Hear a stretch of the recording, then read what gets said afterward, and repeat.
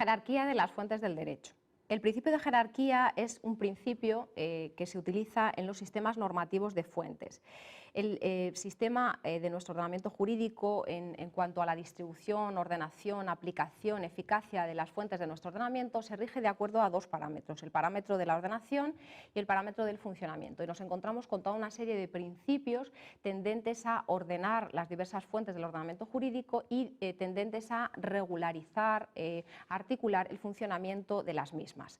En este sentido, veremos que los dos criterios determinantes resultado de esta ordenación y este funcionamiento de las fuentes son el criterio de su validez y el criterio de su aplicación.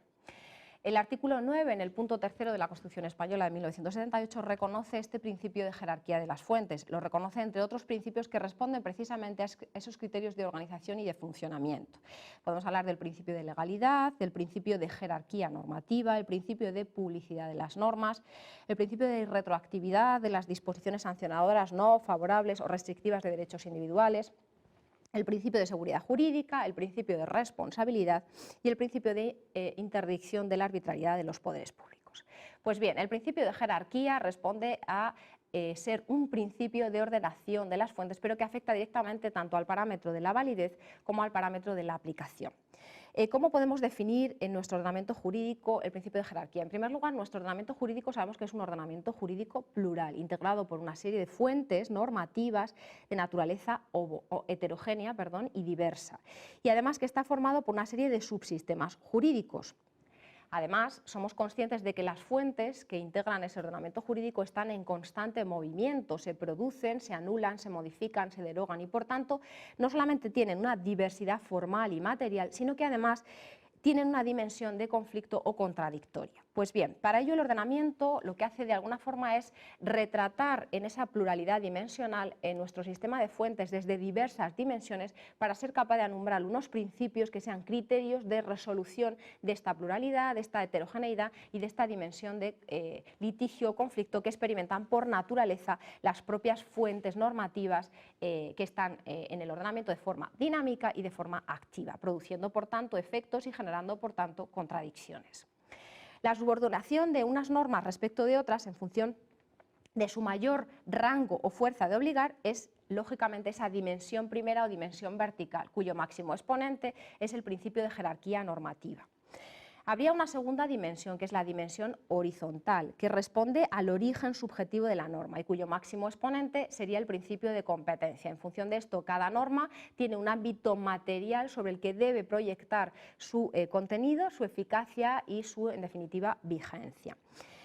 En tercer lugar, podríamos hablar de una dimensión de profundidad, que implica una diversificación de las normas de acuerdo a la función del procedimiento que se exige tanto para su aprobación como para su elaboración. Y aquí el máximo exponente sería el principio de elaboración de la norma. Y por último, podríamos hablar de una dimensión en nuestro ordenamiento jurídico de carácter temporal, que contempla desde esta perspectiva las normas y por tanto sabemos que cada norma entra en vigor, adquiere plena eficacia y vigencia desde un momento temporal determinado. Y el máximo exponente de esta dimensión temporal sería el principio de sucesión cronológica o el principio de posterioridad. Sabemos que el lex posterior deroga lex anterior. Bien, ¿cuál es el origen del principio de jerarquía de las fuentes? El origen quizá podríamos encontrarlo en la propia estructura jerárquica de los organismos de poder, de los poderes públicos, que a lo largo de la historia lo que ha manifestado es que esa estructura jerárquica de los poderes públicos, de los órganos poder, se ha trasladado al producto normativo de esos diversos órganos públicos o poderes públicos creadores de normas. Y por tanto nos encontramos que la superioridad de la ley como voluntad general se ha impuesto a la costumbre o a los usos como expresión de la voluntad particular, de la voluntad concreta.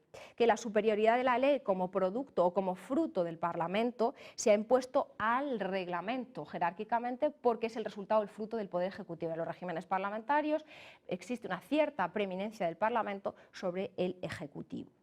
Que la superioridad, por ejemplo, de la Constitución como norma en nuestro ordenamiento jurídico procede de que es el poder constituyente quien elabora la Constitución respecto de la ley como fruto de la actividad del Parlamento y, en definitiva, de la actividad de un poder constituido. Y así podríamos seguir ejemplificando este origen histórico que surge, como decimos, de la estructura jerárquica de los propios órganos poderes públicos creadores de normas.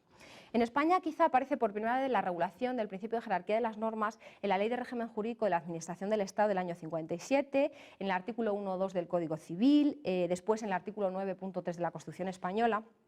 ¿Cuál sería el contenido material del principio de jerarquía?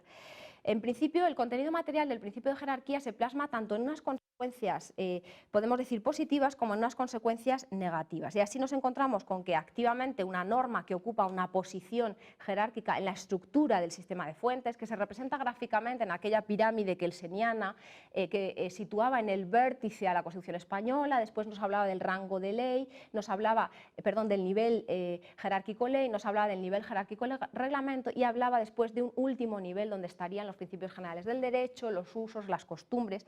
Bien, pues la ubicación de una determinada norma y su interpretación de acuerdo al principio jerárquico tiene unas consecuencias activas, porque esa norma podría modificar, podría enmendar, podría incluso derogar tan solo normas del mismo nivel jerárquico o de un nivel jerárquico inferior.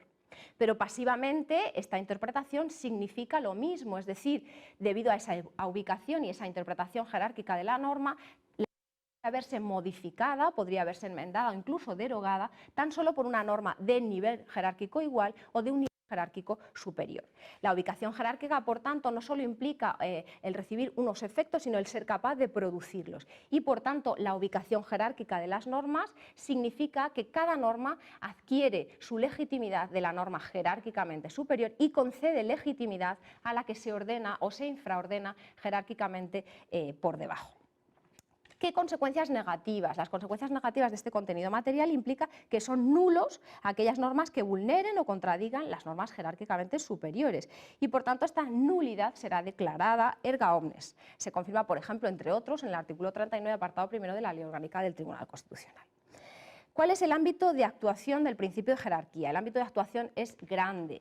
Nos encontramos con que, aunque todas las normas tienen una posición jerárquica, a veces ocurre que la relación entre diversas normas dentro de un mismo nivel jerárquico no se rige por el principio de jerarquía, sino por el principio de competencia. Es el caso, por ejemplo, entre las leyes estatales y las leyes autonómicas, en las que no rige una regulación de relación basada en el principio jerárquico. También nos encontramos con que el máximo exponente del principio de jerarquía de las normas es el artículo 9, apartado primero, que sitúa a la Constitución como la norma jerárquicamente suprema y, por tanto, que ostenta la posición jerárquica de primacía absoluta respecto de cualquier otra norma que debe infraordenarse en el ordenamiento jurídico a la Constitución como norma de normas.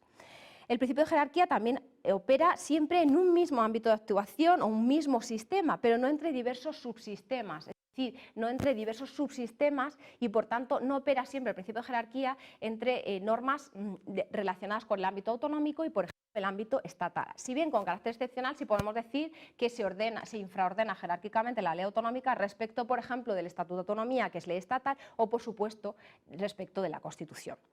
Y la jerarquía también se establece en diversos niveles, como acabamos de explicar. Por lo tanto, y debido a este ámbito de actuación, ¿cómo puede vulnerarse o verse vulnerado el principio de jerarquía? Cabe la posibilidad de vulneración formal y la posibilidad de vulneración material. La posibilidad de vulneración formal implica, de alguna forma, que una norma viola, vulnera o se enfrenta a el procedimiento de elaboración establecido jerárquicamente para la misma y, por tanto, puede ocurrir pues, que exista una incompetencia del órgano que la produce o un vicio en el procedimiento.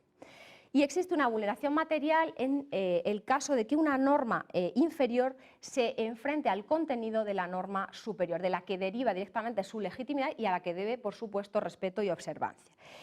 La jerarquía sabemos que es requisito de validez de las normas y, por tanto, los efectos que se derivan de esta violación material del principio de jerarquía pues, son, evidentemente, el caso de la inconstitucionalidad de la ley que incumple el contenido de la Constitución, así lo reconoce el artículo 161, apartado primero del Tribunal Constitucional, o la ilegalidad de los reglamentos que infringen el contenido, que vulneran el contenido de la ley, que los legitima y que está jerárquicamente por encima, reconocido en el procedimiento de ilegalidad por parte de los tribunales contencioso administrativos, o la inaplicación del reglamento fuera del ámbito contencioso administrativo, de los órganos judiciales, de aquellos reglamentos que incumplen la ley, por tanto son reglamentos ilegales, como reconoce también, fuera de la jurisdicción contencioso administrativa, la posibilidad del artículo 6 de la Ley Orgánica del Poder Judicial.